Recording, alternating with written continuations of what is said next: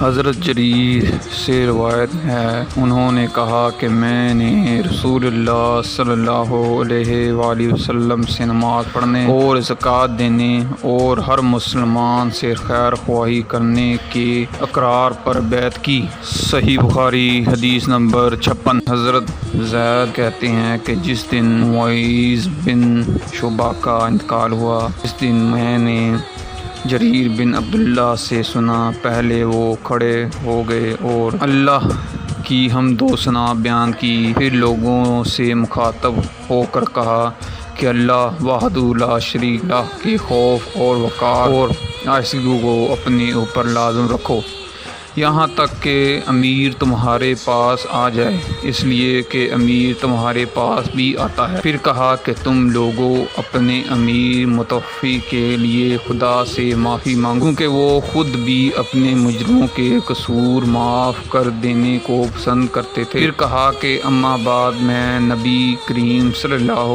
علیہ وآلہ وسلم کی خدمت میں حاضر ہوا اور کہا کہ میں آپ سے اسلام پر بیعت کرتا ہوں، تو آپ نے مجھ سے مسلمان رہنے اور ہر مسلمان سے خیر خواہی کرنے کی شرط لگائی، بس میں نے اسی پر آپ سے بیعت کی۔ قسم ہے اس مسجد کے پروردگار کی، بے شک میں تم لوگوں کا خیر خواہ ہوں۔ اس کے بعد انہوں نے استغفار کیا اور ممبر سے اترائے۔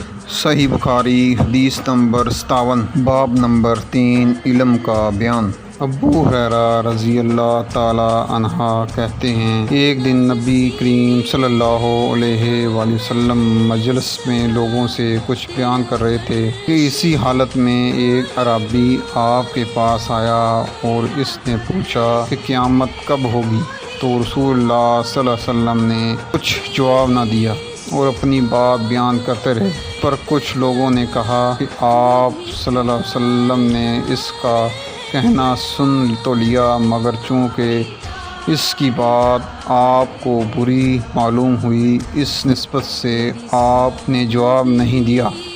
اور کچھ لوگوں نے کہا کہ یہ بات نہیں ہے، بلکہ آپ نے سنا ہی نہیں، یہاں تک کہ جب آپ صلی اللہ علیہ وآلہ وسلم اپنی بات ختم کر چکے تو فرمایا، کہاں ہے قیامت کا پوچھنے والا؟ سائل نے کہا، یا رسول اللہ صلی اللہ علیہ وآلہ وسلم، میں موجود ہوں۔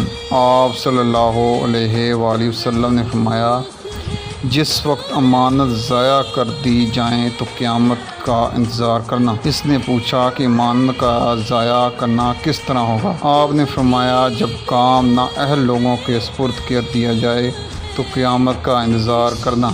صحیح بخاری حدیث نمبر 58۔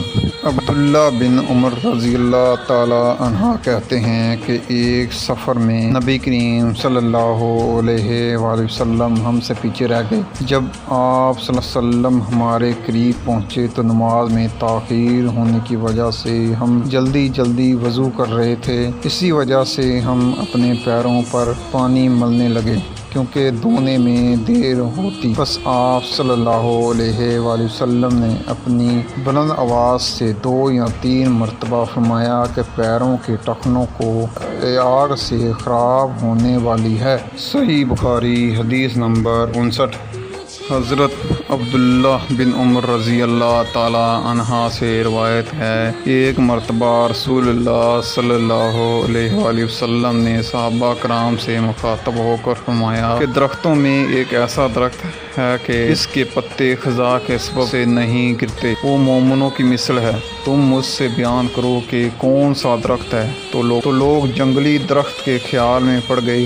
عبداللہ بن عمر کہتے ہیں کہ میرے خیال میں آ گیا کہ وہ کھجور کا درخت ہے، مگر میں بزرگوں کے سامنے پیش قدمی کرنے سے شرما گیا۔ آخر صحابہ نے عرض کیا، یا رسول اللہ صلی اللہ علیہ وآلہ وسلم، آپ ہی فرما دیجئے۔ تو آپ صلی اللہ علیہ وسلم نے فرمایا کہ وہ کھجور کا درخت ہے۔ صحیح بخاری حدیث نمبر 60۔